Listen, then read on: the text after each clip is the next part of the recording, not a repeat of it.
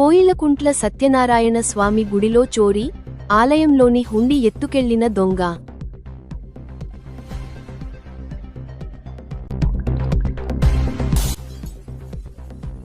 APUWJ కృషి జర్నలిస్టులకు big relief. Private స్కూళ్లలో 50% ఫీజు రాయితీ.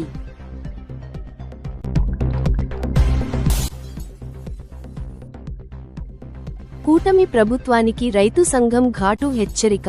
ఇలాగే ఉంటే 3 ఏళ్లలో ఇంటికే.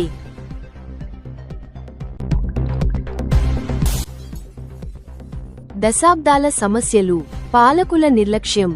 ఆటోనగర్ కోసం ఎస్డీపీఐ పోరాటం.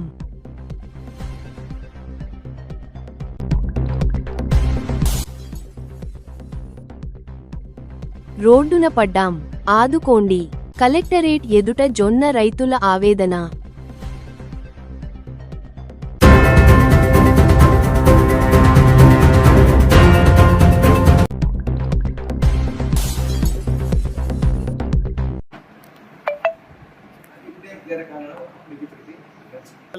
మావి అర్చన ఆయన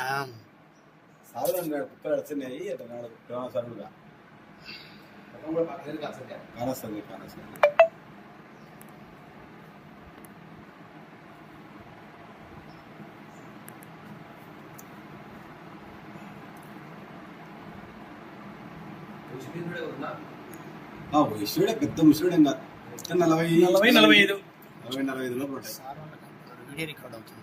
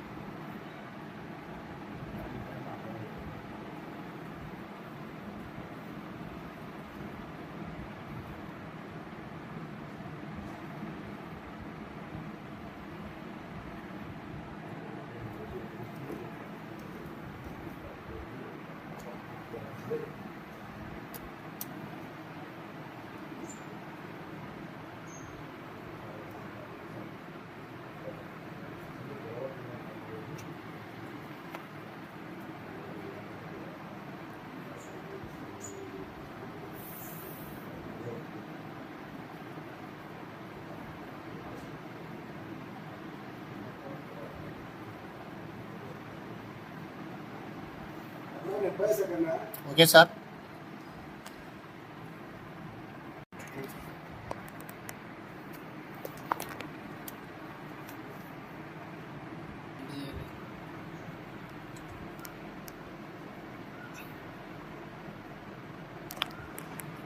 పాస్వర్డ్ కావాలి కదా, అవతల నుంచి చేంజ్ చేసుకో.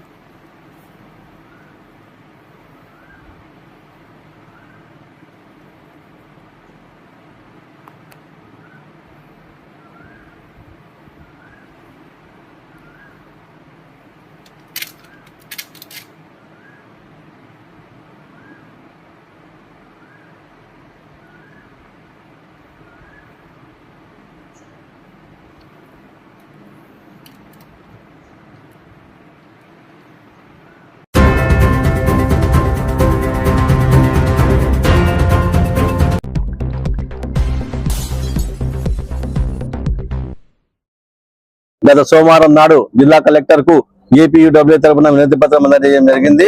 జిల్లా కలెక్టర్ మీద స్పందించి వెంటనే తగు చర్యలు తీసుకుంటామని చెప్పి వారం లోపల 50% ఫీజు రాయితీ ఉన్నట్లు మనకు ప్రొసీడింగ్స్ ఈ రోజు అందజేశారు. కాబట్టి జిల్లా కలెక్టర్ మేడం గారికి ధన్యవాదాలు తెలుపుతూ ప్రైవేట్ స్కూల్ పాఠశాలల వాళ్ళు కూడా తప్పకుండా ఈ ప్రొసీడింగ్స్ అమలు పరచాలని, అలాగే వారికి 50% రాయితీ కల్పించాలని ఈ సందర్భంగా వినియోగం చేసుకుంటున్నాను. కొన్ని ప్రైవేట్ పాఠశాలలు కల్పించడం లేదని మన దృష్టికి వచ్చింది. కాబట్టి తప్పకుండా ప్రతి ఒక్కరూ సహృదయంతో ఈ మన జర్నలిస్ట్ పిల్లలకు 50% రాయితీ ఇవ్వాలి. అలాగే ప్రభుత్వం కూడా 25% పిల్లలకు ఉచితంగా చదివిస్తుంది.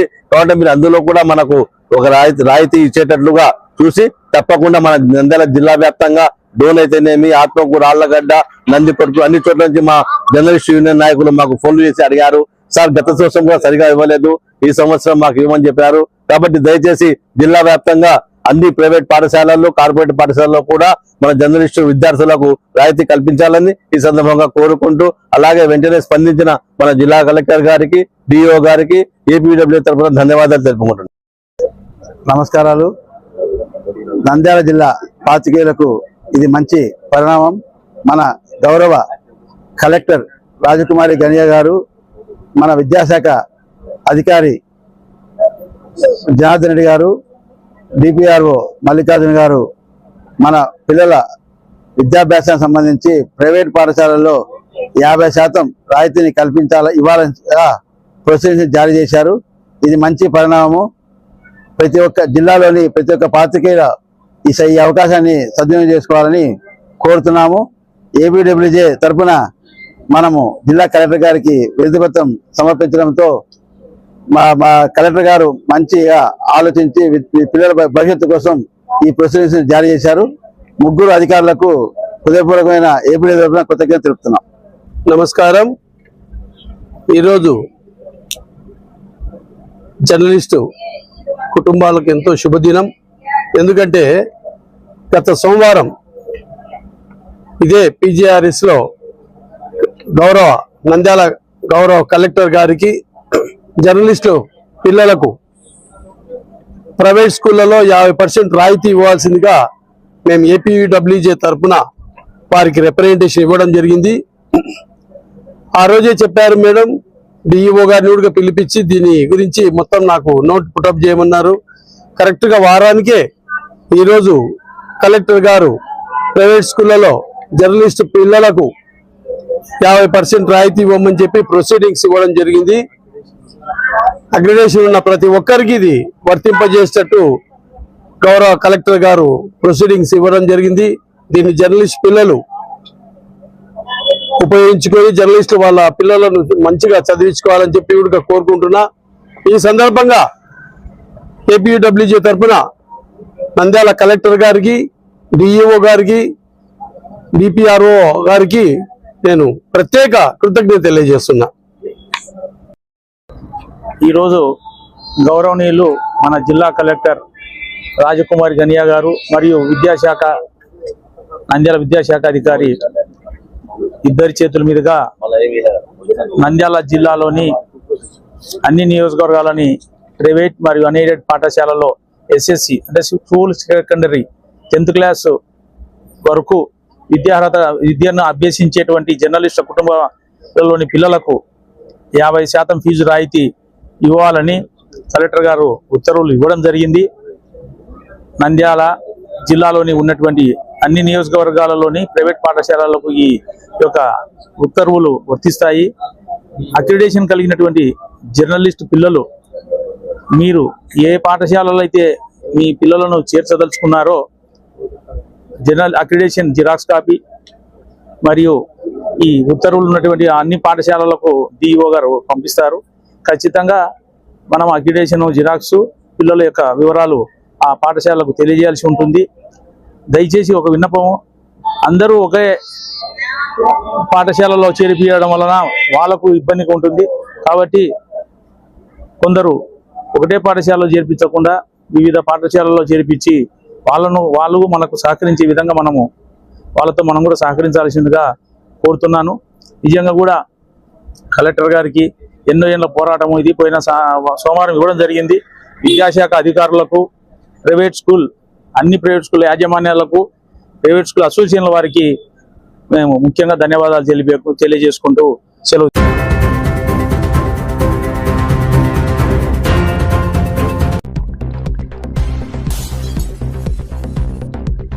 వెంటనే పెంచిన ఎరువుల ధరల వెంటనే యూరియా డిఏపి సరఫరా కోసం యాప్ను రద్దు చేయాలి. ఎరువుల యాప్ను రద్దు చేయాలి. ఎరువుల యాప్ను రైతులకు ఉరితాడుగా మారినటువంటి ఎరువుల యాప్ను రద్దు చేసి పాత పద్ధతిలో ఎరువులను ప్రధానంగా సబ్ కలెక్టర్ ఆఫీస్ ముందు రైతులందరూ కలిసి రైతు సంఘం ఆధ్వర్యంలో ధర్నా చేయడం ఉద్దేశం ఏమంటే, ఇటీవల కాలంలో కేంద్ర ప్రభుత్వము విపరీతంగా ఎరువుల ధరలను పెంచి రైతులను పూర్తిగా నడ్డి విరిచింది. దాదాపు ప్రతి బస్తా పైన 150 రూపాయల నుంచి 700 రూపాయల వరకు ఈరోజు ఎరువుల ధరలు విపరీతంగా పెంచేసింది. ఒక 14 ఎరువు 1800 ఉన్నటువంటి ధరని ఏకంగా 2400 రూపాయల వరకు పెంచింది. యూరియా డిఏపి తప్ప మొత్తం కాంప్లెక్స్ ఎరువులలో విపరీతంగా ధరలు పెంచేసి ఈరోజు రైతులకు విపరీతమైనటువంటి భారం వేసింది. ఇప్పటికే రైతులు వర్షాలు లేక కరువుతో అల్లాడుతుంటే ఇంకొక పక్క ఈ ధరలు పెరగడం అనేది ఈరోజు రైతు వ్యవసాయం చేసుకోవాలా లేని పరిస్థితిలో రైతులు ఇబ్బంది పడే పరిస్థితి కనపడుతుంది. అయినా ఈ కూటమి ప్రభుత్వం కానీ లేదా కేంద్రంలో ఉన్నటువంటి ఎన్డీఏ ప్రభుత్వం కానీ ఏం అర్థం కావడంలే. వీళ్ళు 2 ఏళ్ల పరిపాలన పూర్తి చేసుకున్నామని సంబరాలు చేసుకుంటున్నారు. మేము కూటమి ప్రభుత్వాన్ని అడుగుతున్నాం, మీరు ఎరువుల ధరలు పెంచడమేనా ఈ 2 ఏళ్లలో మీరు సాధించింది ఏమని మేము అడుగుతున్నాం. ఈరోజు యూరియా డిఏపి సరఫరా చేయకున్నట్ల యాప్ తీసుకొని వచ్చి యాప్ ద్వారా 5 ఎకరాల రైతులకు కూడా 5 సంఖ్యలు యూరియా సరఫరా చేస్తారంట. 5 ఎకరాల రైతులకి యూరియా 5 బస్తాలు ఏ మూలం సరిపోతాయో మేము అడుగుతున్నాం.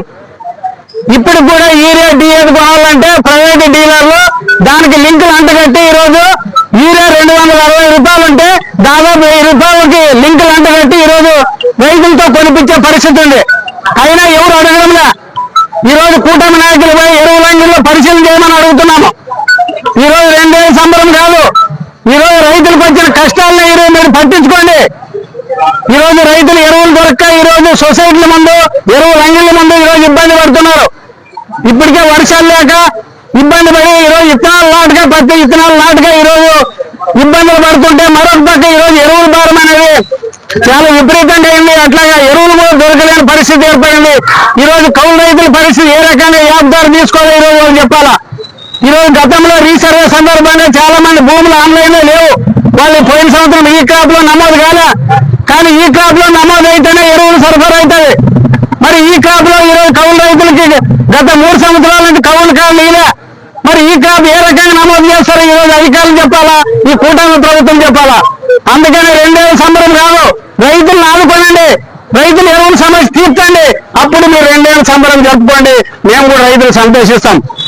నిన్ననే రైతు భరోసా చేసినామని చెప్తున్నాడు. ఒక పక్క రైతు భరోసా చేస్తున్నాడు, ఇంకొక పక్క ఎరువుల ధరల పేరు మీద ఇంకొక జేబులో లాక్కుంటున్నారు. దానివల్ల ఏం ఉపయోగం లేదు.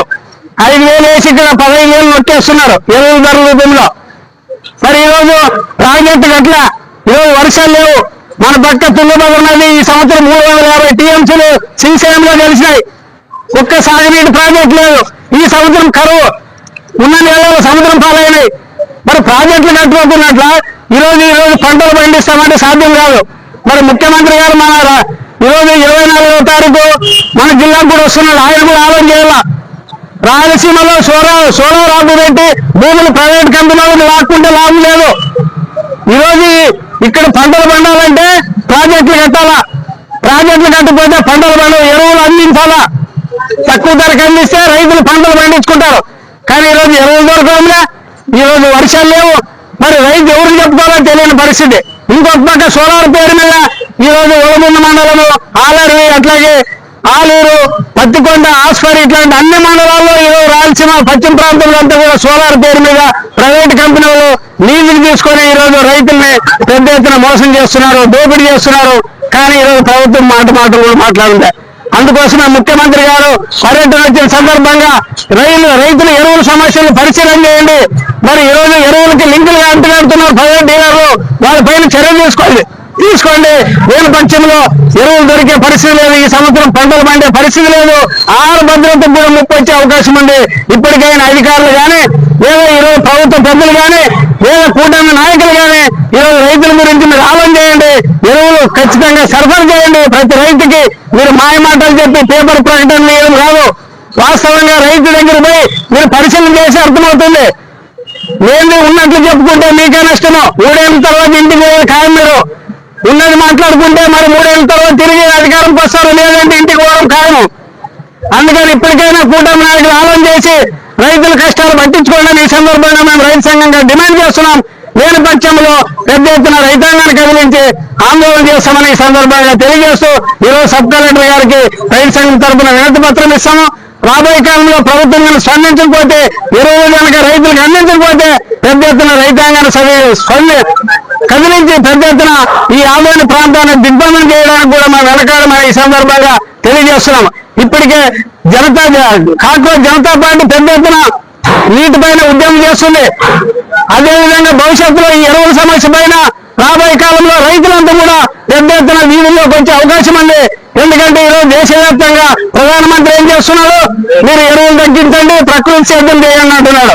అంటే నిజంగా ఈ ఎరువుల పైన సబ్సిడీ మొత్తం ఎత్తేసి రైతుల మీద భారం వేసేకి ఈరోజు ప్రధానమంత్రి కుట్ర అంటున్నాడు. అట్లాగే ఈరోజు మన ముఖ్యమంత్రి ఏం చెప్తున్నాడు, మీరు యూరియా ఎక్కువ వాడితే రోగాలు వస్తాయి, క్యాన్సర్ వస్తుంది అంటాడు. కాబట్టి యూరియాలు తగ్గించండి, పురుగు మందులు తగ్గించండి అంటాడు. మరి పురుగు మందులు లేకుండా పంటలు ఎట్లు పడతాయో వాళ్ళు చెప్పాలా. అట్లేమన్నా కనిపెడితే ఇంకా మంచిదే, రైతులకు కూడా ఖర్చు మిగిలిపోతుంది. పురుగు మందు కొట్టుకున్నట్లు పంట పండే అవకాశం లేదు. ఈరోజు కొత్త పురుగులు వస్తున్నాయి, మిరపకి విష పురుగు వస్తుంది, అట్లాగే ఈరోజు పత్తికి గులాబీ రంగు పురుగు వస్తుంది. మరి వీటి మందులు కనుక్కోండి, మీకు శక్తి ఉంటే ఆ మందులు కనుక్కోకుండా మీరు ఈ పురుగు మందులు కొట్టొద్దని చెప్పడం వల్ల లాభం లేదు. అందుకోసమే ఈరోజు కావాల్సిన ప్రభుత్వం ఎరువుల పైన సబ్సిడీని ఎత్తేయాలనే ఉద్దేశంతోనే ఈరోజు ఈ కుట్ర పన్నుతుందని మేము అర్థం చేసుకుంటున్నాం. అందుకని ఇప్పటికైనా మేల్కొని కూటమి ప్రభుత్వము ఎరువులు విరివిగా సరఫరా చేసి రైతులు మన్ననలు పొందాలని ఈ సందర్భంగా తెలియజేస్తున్నాం. కాబట్టి రాబోయే కాలంలో రైతాంగ ఉద్యమాలు మరింత జరిగేదానికి అవకాశం ఉంది. లేని పక్షంలో ఇప్పటికైనా ఆలోచన చేయాలని మేము కోరుతున్నాం. ఈ సందర్భంగా ఈ రోజు సబ్ కలెక్టర్ గారికి కూడా ఈ విషయం పైన వినతి పత్రం ఇవ్వడం జరుగుతుందని మీకు అందరూ కూడా తెలియజేస్తూ ఈ అవకాశం ఇచ్చినటువంటి రైతులందరూ కూడా ధన్యవాదాలు తెలుపుతూ సెలవు. వెంకటేశ్వర్లో రైతు సంఘం.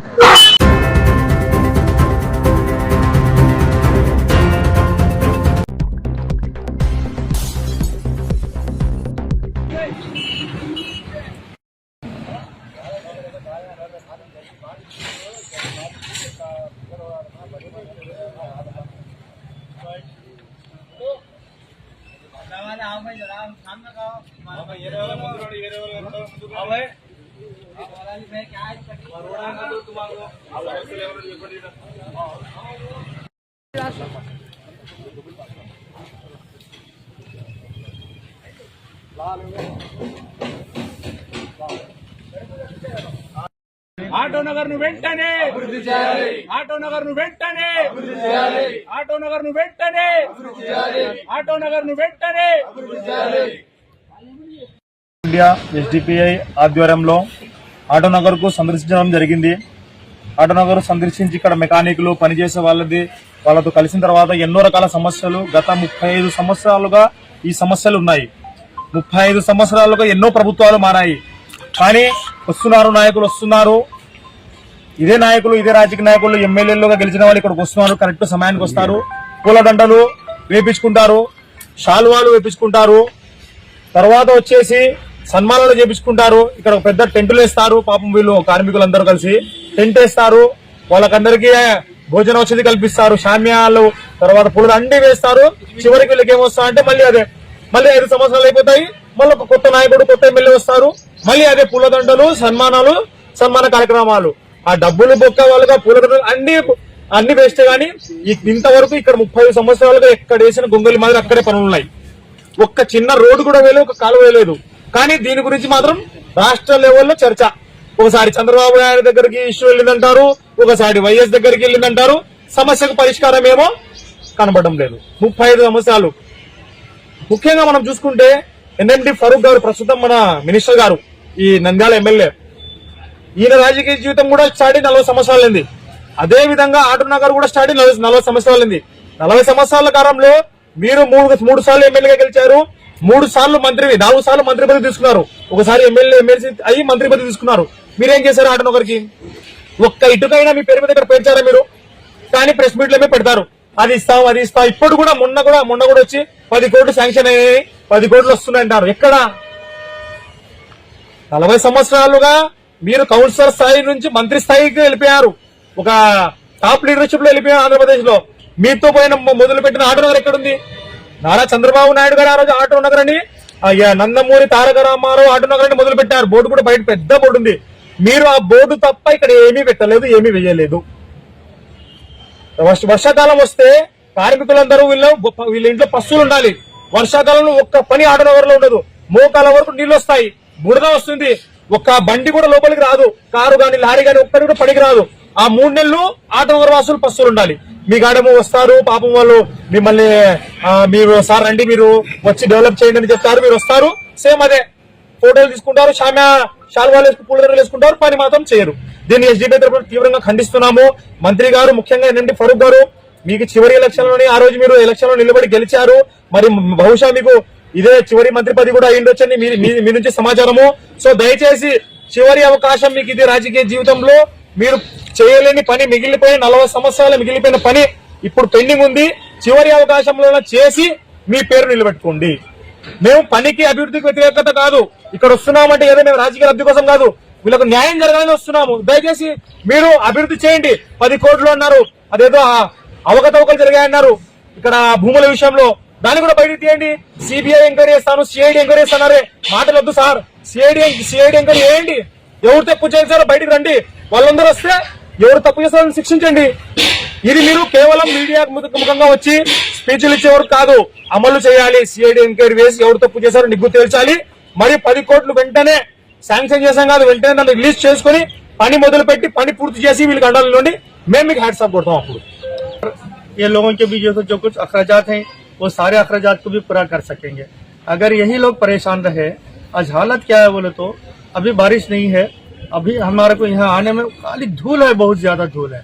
इतनी धूल है कि इस धूल में यहाँ के लोग जो काम कर रहे हैं इन लोगों के लिए भी बहुत बड़ी मुसीबत है।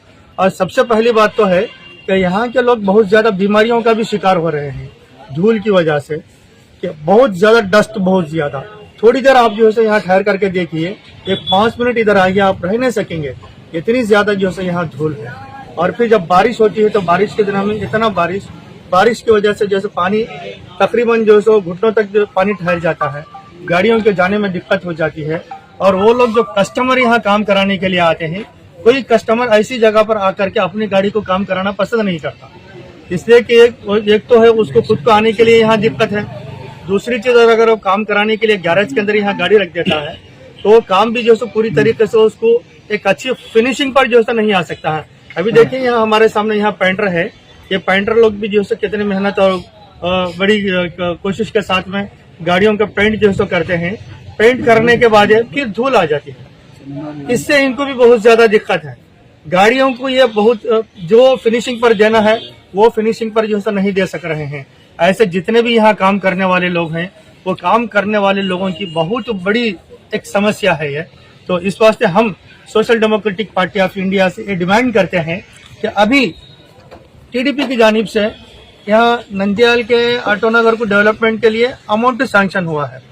हमारी एक गुजारिश है हमारे मिनिस्टर साहब से, एक डिमांड भी है कि वो फौरन वो अमाउंट रिलीज करा करके जल्द से जल्द यहाँ के आटोनगर के लोगों को एक सहूलत अता फरमाए और इन लोगों के लिए बेहतरीन अच्छी सड़क भी और पानी का इंतजाम भी और ड्रेनेज वगैरह का इंतजाम भी, ये सारी चीज़ों का भी बेहतर तरीके से जो है इनको इंतजाम करके दे। यह हमारी एक डिमांड है, इसमें ताखिर ना करें। क्यों? इसलिए कि अभी आने वाले दिन जो है फिर बारिश के दिन है, बारिश के दिनों में ये लोगों की पूरी कमाई खत्म हो जाती है, कोई कुछ नहीं कमाता है।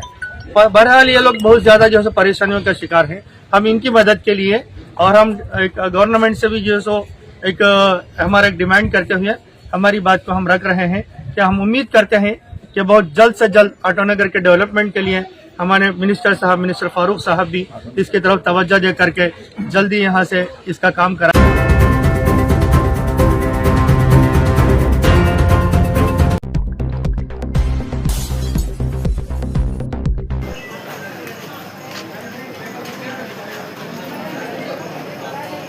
నా పేరు ఎస్ఏ రఫీక్, బిల్కలగూడు గ్రామం, గడివాల మండలం, బిల్కలగూడు గ్రామం, ఎక్స్ సర్పంచ్, ఎక్స్ డిప్యూటీసీ. ప్రభుత్వం వారు రైతుల జొన్నల గురించి కొనుగోలు చేసినారు, కానీ ఈ క్రాప్ ప్రకారంగా కొనుగోలు చేయక చాలా మంది రైతుల దగ్గర సరుకు నిలబడిపోయినది. అది కూడా కళ్ళాలలో కప్పి పెట్టుకున్నారు, వర్షానికి ఇబ్బంది పడుతున్నారు.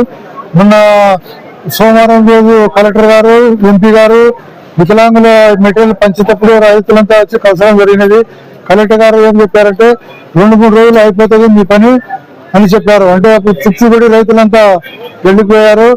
ఇంకా మళ్ళీ సోమవారం వచ్చింది, ఏం రాలేదు, వర్షాలు పడుతున్నాయనే ఉద్దేశంతో మళ్ళీ ఈ రోజు కలెక్టర్ గారిని కలవడం జరిగింది. కలెక్టర్ గారు మాకేం రాలేదు, ఇన్స్ట్రక్షన్ రాలేదు, మాకు కమిషనర్ గారితో మాట్లాడి చెప్తామని చెప్పడం జరిగింది. 70% కొన్నారు, 30% ఇంకా బ్యాలెన్స్ ఉండేది రైతుల దగ్గర.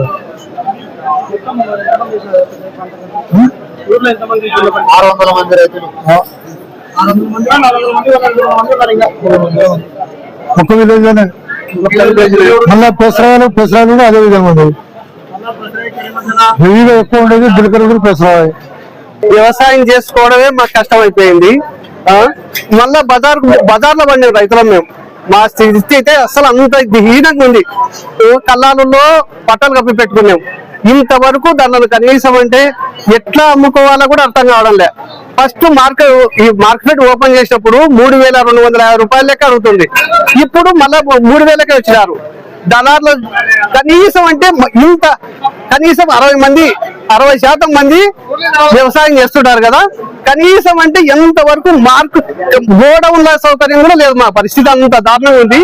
మమ్మల్ని వ్యవసాయదారులను కనీసం జొన్నలన్న మద్దతు ధరకు పడి ఆదుకోవాలని ప్రభుత్వానికి ప్రార్థన చేస్తున్నాం. నా పెసరవాయి మాది, నా పేరు కేరావు పుల్లారెడ్డి, గడివేమల మండలము, పెసరవాయి గ్రామం. నా పేరు టోం బాలిష్ రెడ్డి గారు. కానీ ఇప్పుడు ఎందుకు వచ్చినామంటే ఇక్కడికి కలెక్టర్ మేడం పోయిన సోమవారం నాడు ఆడ సైకిల్ పంపిణీతో ఎంపీ మేడం గారి ముందరే మాకు మాట చెప్పింది, అయ్యా 2-3 రోజుల్లో మీకు నివేదిక వచ్చాయి, మేము కొనుగోలు చేస్తామని చెప్పింది. కానీ వారం చూసిన రోజుల్లో కూడా ఇంకా రాలేదు. ఎందుకంటే ఈ రోజు మళ్ళీ ఇక్కడికి వచ్చి రిక్వెస్ట్ అడిగితే మాకు రాలేదయ్యా, మేము ఏం చేయాలని చెప్తున్నారు. కానీ పండించుకున్న రైతులు కొంతవరకు ఒక 60%-70% వరకు ఇచ్చినారు. ఇంకా కలం 30% మిగిలిపోయినాయి. కానీ ఆ కళాల్లోండి రైతుల ఉన్న బాధలకు రాష్ట్ర ప్రభుత్వానికి కానీ కేంద్ర ప్రభుత్వానికి కానీ మాకు ఆదుకోవాల్సిందిగా కోరుతున్నాం. మేము ప్రజల తరఫున సేవలు చేయాలని మేము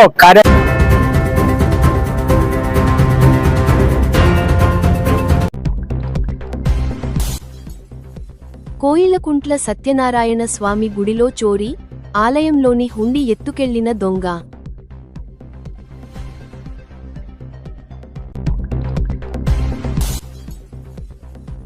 ఏపీయూడబ్ల్యూజే కృషి జర్నలిస్టులకు బిగ్ రిలీఫ్. ప్రైవేట్ స్కూళ్లలో 50% ఫీజు రాయితీ.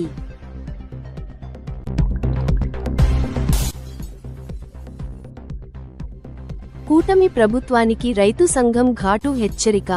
ఇలాగే ఉంటే 3 ఏళ్లలో ఇంటికే.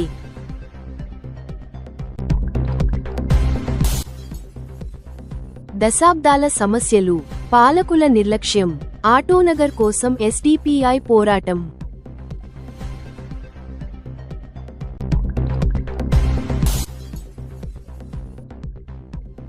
రోడ్డున పడ్డాం, ఆదుకోండి.